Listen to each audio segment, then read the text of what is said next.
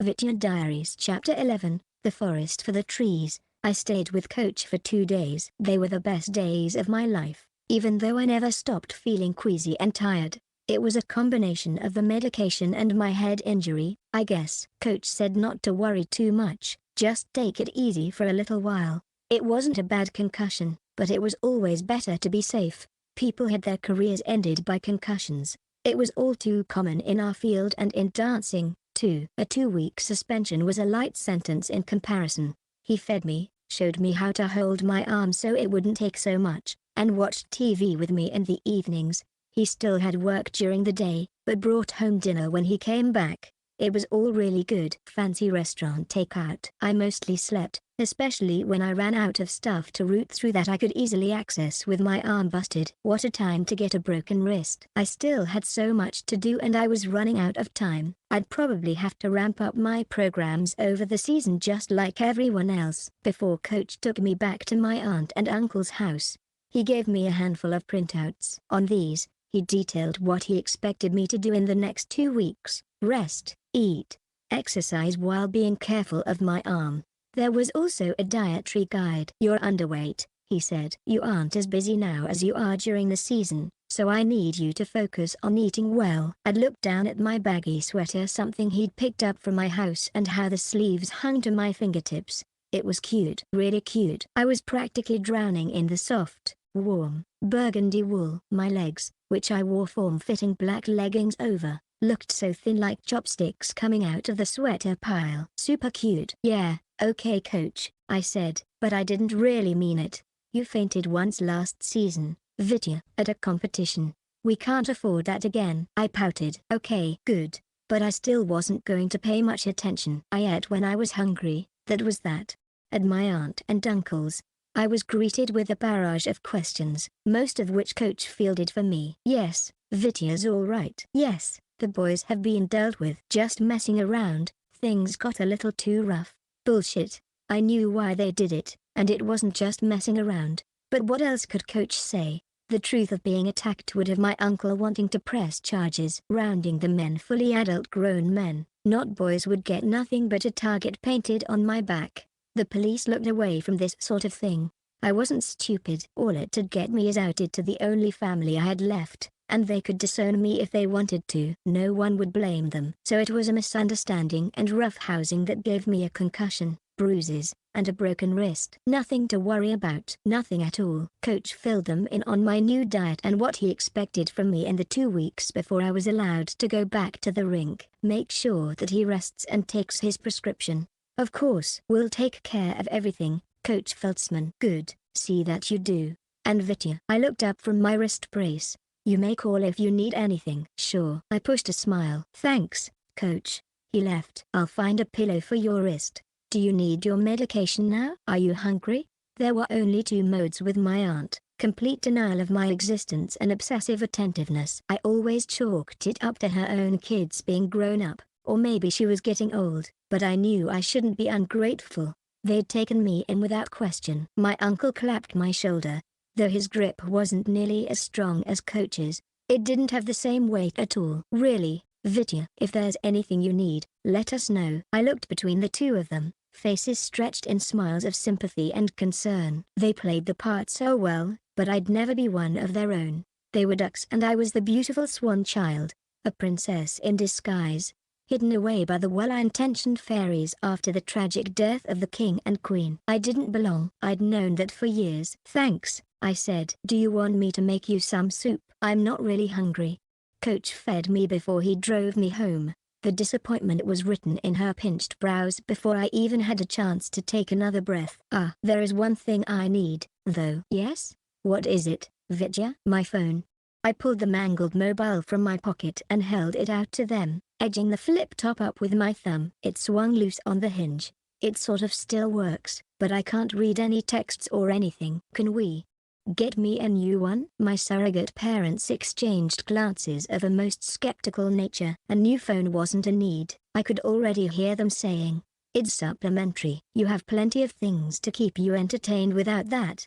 Of course, Vitya. I'll go to the shop this afternoon. My uncle looked very pleased at the surprise on my face, which wasn't missed by my aunt. Great idea, she said, clutching his arm. We'll see if we can get you one like we have.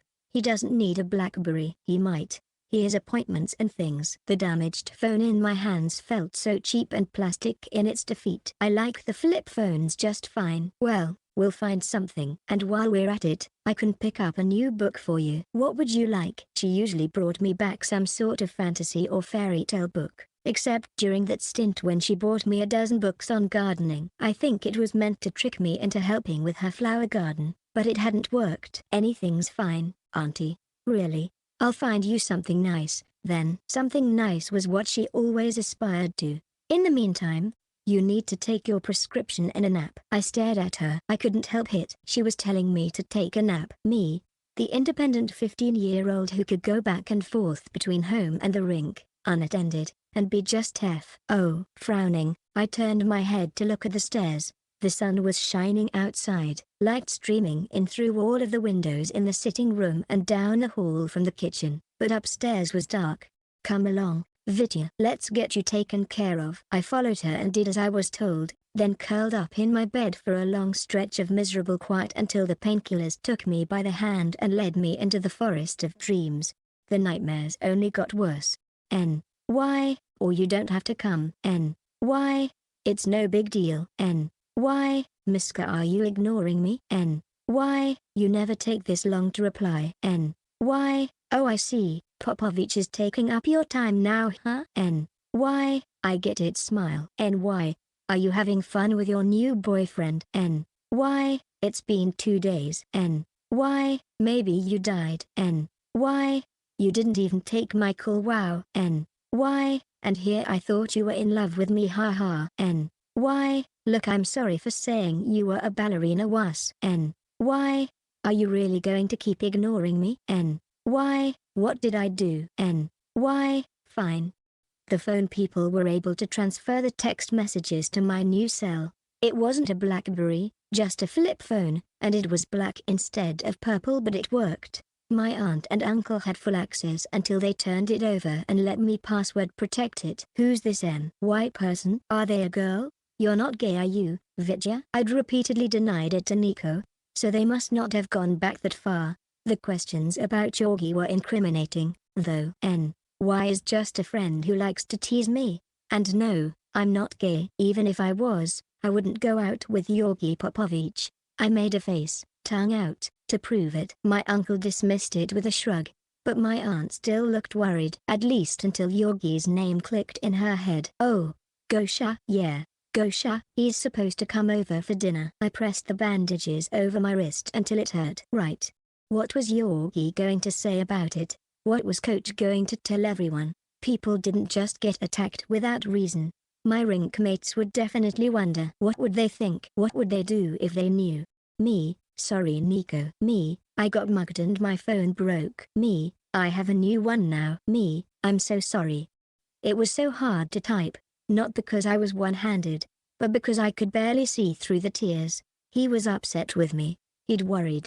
He'd tried to call me. It made me so happy and so miserable at the same time that crying was the only thing I could think to do. His reply came a few minutes later. Why? You got mugged. Why? Why would they mug you? You're super broke, aren't you? Me, maybe they thought I had money because I'm famous. Why? Whoa, are you okay? Me, broken arm and concussion. I'm not allowed to skate for a couple of weeks. Me, don't tell your mama. Me, I'll still be able to skate. Why? Okay. Why? Is your face all messed up? Me, no. Why? That's good. Me, how why? Me, do you like my face or something? Why? They always go for the face. My aunt locked the door to the library so I couldn't use her elliptical machine. It's not good for you while you're recovering, she said.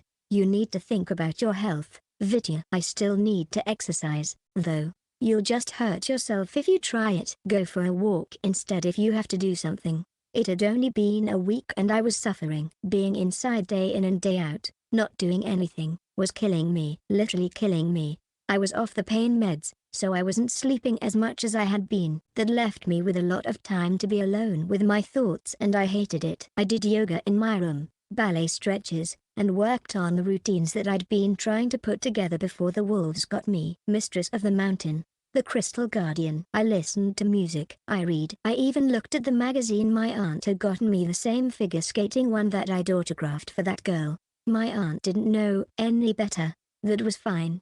I read it cover to cover anyway. The photos of me were nice and so was the praise, accurate but not really spectacular. I went for a walk. It was cold, even for summer. Underneath the trees, my jacket hid the wrist brace and I draped my hair to cover the last bandage on my head. The old woods held no interest for anyone but me. But there was no telling what could be out there, and it was foolish to reveal such weakness to anyone.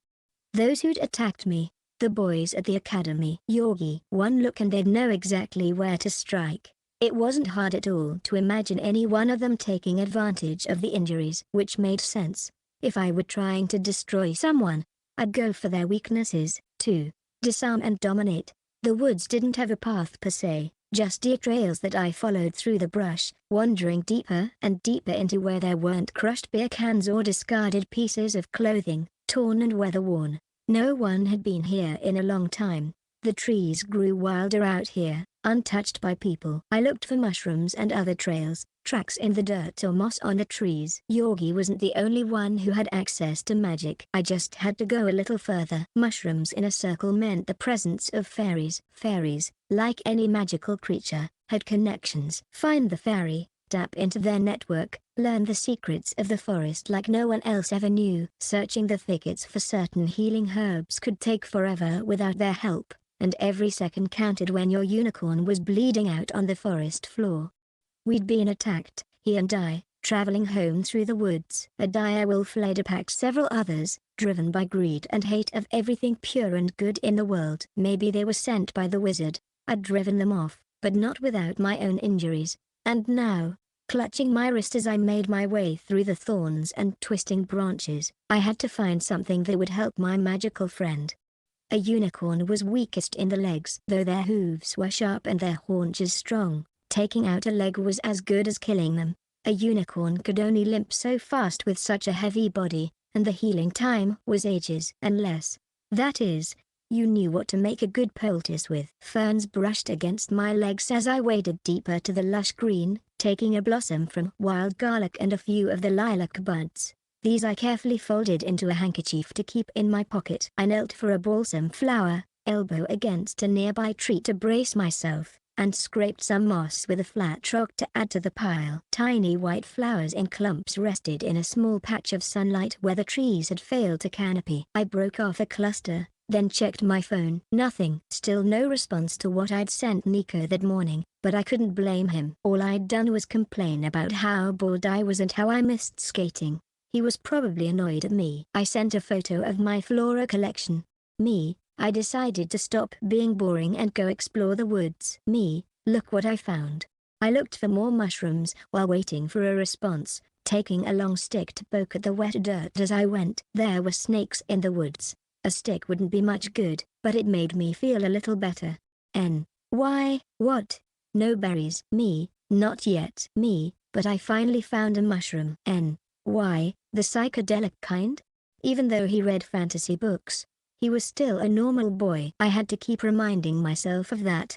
He didn't know what I knew. Not a prince, just a regular boy. I tried to write a response explaining what they were for, but ended up deleting them every time. It's magic. I need to help the unicorn. I'm a princess. None of them would work. It left me distracted enough that I didn't notice the pathway sloping down until I stepped and pitched forward with nothing for my foot to land on. The wet earth gave way under my heavy heel, and I slid and tumbled down until I met the little muddy stream at the bottom. I'd caught myself with my both arms so my head was safe, but it took only 2 seconds before the fracture in my wrist began an agonizing throb. It had only been 3 feet or so from top to bottom, and the water was a shadow to its formal spring thaw glory, but I was wet and cold and my flowers were being swept away very slowly out of reach. I sat up, clutching my arm to my chest, and looked down at the mud that caked my pants from knee to soggy shoes. My phone had a leaf sticking out of it, and more plastered to the screen. I carefully cleaned it off, but the screen was dead. My new, beautiful phone had drowned. Even in just those few inches, my aunt and uncle weren't going to be happy. They wouldn't be happy about me tracking mud in there, or about breaking my wrist. If that's what I'd done. More laundry to do.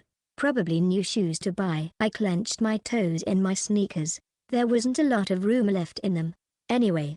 But my aunt always complained when it came to clothes shopping. My parents hadn't left that much behind. They didn't know they were going to die, though. They couldn't have known. I settled back on the rocks and looked up at the branches that arced over the little ravine, dark fingers breaking up the bit of gray sky above us. One problem after another. That's all I was. A little lost orphan boy in St. Petersburg with nothing to offer anyone but neediness and a cry for attention. I sat there for a long time, just listening to the woods, wallowing in misery. Maybe I cried, maybe I didn't. It doesn't matter. I hated my life. I hated the people in it, and how awful they were. How unfair it was. But I hated me most of all. I knew that if I hadn't been so stupid, I wouldn't have gotten into any of this mess in the first place. But I was stupid, foolish for putting all of my hopes into skating, for thinking I was any good, for falling for a dumb boy, for pushing everyone away and lashing out how I did. Worst, I had no idea how to fix any of it. I just hated and hated and hated. Snap. I stilled for a moment, listening for another sound, and it came with a rustle in the bushes up ahead and above me, on the ridge, by a tree. I wasn't alone.